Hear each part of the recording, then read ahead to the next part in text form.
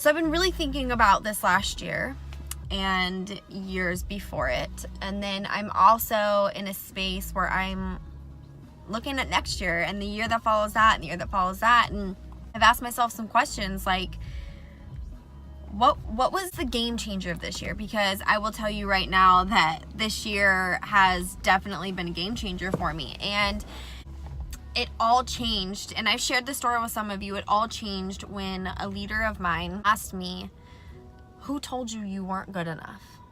And it was like an aha moment where I'm like, oh my God, I've been living in this story my entire life of not feeling like I'm good enough.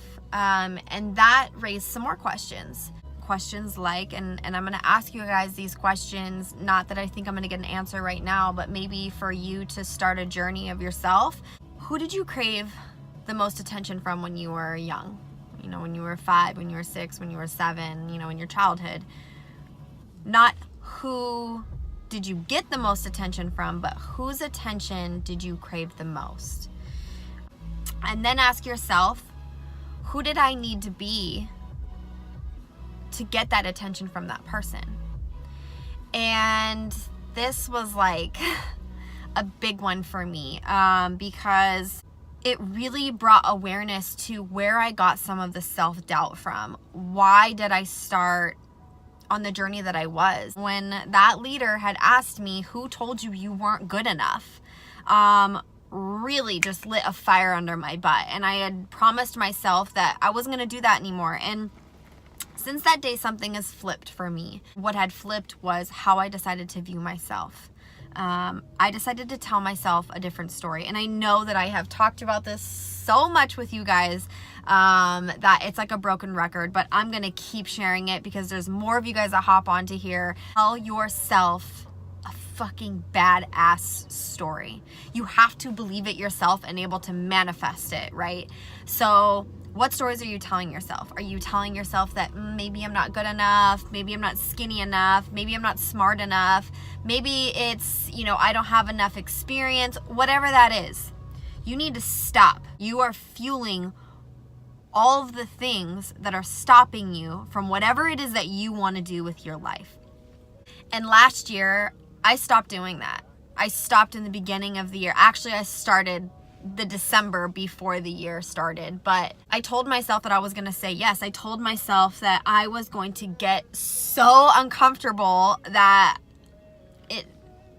success or my dreams, they had to happen because I was putting that much effort into it. And from all of the research I've done, all of the books that I'm reading, all the podcasts that I listen to, it all stems from belief in yourself. And it also stems from, what the fuck are you scared of?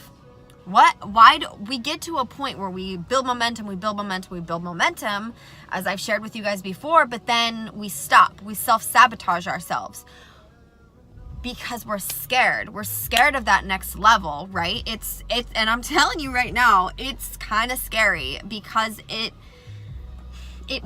forces you to be vulnerable. Like there's been this orb around vulnerability where like people think it's a weakness, and I will raise my hand. Like I used to think it was a weakness too until I really started digging into what vulnerability is. Vulnerability is a gosh darn strength, you guys. It's not a weakness. And for those of you that aren't vulnerable with people because you're afraid of how they're going to view you, that's problem number 1. You got to stop giving a shit what people think. Number 2, vulnerability is the essence of kind of everything. You have to be vulnerable to connect with people. You have to be vulnerable to create something because you are you. You're showing people the real you. You have to be vulnerable to be a good leader that's going to transform lives. I'm all about transformational leadership. I want to help people transform, but I can't help them do that if I'm not vulnerable, if I can't share with them where I've been, right? So I'm finding that it's such a strength, and you can touch so many different lives and you can do more things if you're just vulnerable, right? Also, when you believe in yourself. And I'm going to talk about a little bit of self-worth here just for like a hot second. And ladies, I am specifically talking to you. Let's say there's a job this year that you want and it's a dream job, you know in your core that you will freaking kill it, right? But there's 10 qualifications. You have 8. And you tell yourself the story of, you know what, I don't have all of these required strengths, so I'm not going to go for this job. However, a man, and men, I know that you're going to be able to relate to this, a man will see 10 qualifications and he has 3. And he's going to tell himself, oh yeah, I'm going to go and I'm going to kill that interview. And he will go in there and he will be confident and he will get that job. Because you, my friend, sat at home and decided to tell yourself a bullshit story. Don't do that anymore, okay? Let this year be the year that you apply for that job. Let this year be the year that you email that lead. Let this year be the year that you put your walls down a little bit. Let this year be the year that you heal yourself and that you really step into, who the hell am I? What am I going to do with my life? And figure yourself out. If you don't know what that is so cool. That's the best part. Part of me wishes that I could just go back into last year and hit that point where I started learning about myself and I started really getting on this train of like, damn, I'm learning a lot. And I'm a learner. Like, give me a book, give me a podcast, give me a freaking TED Talks, whatever that is, like, I'm about it. You have to want to learn about yourself. And when you start to learn about yourself, you start to figure out your strengths. You start to figure out your weaknesses. Start working more on those strengths, because when you start to flex more of your strengths, that's what people notice you for. That's it right there.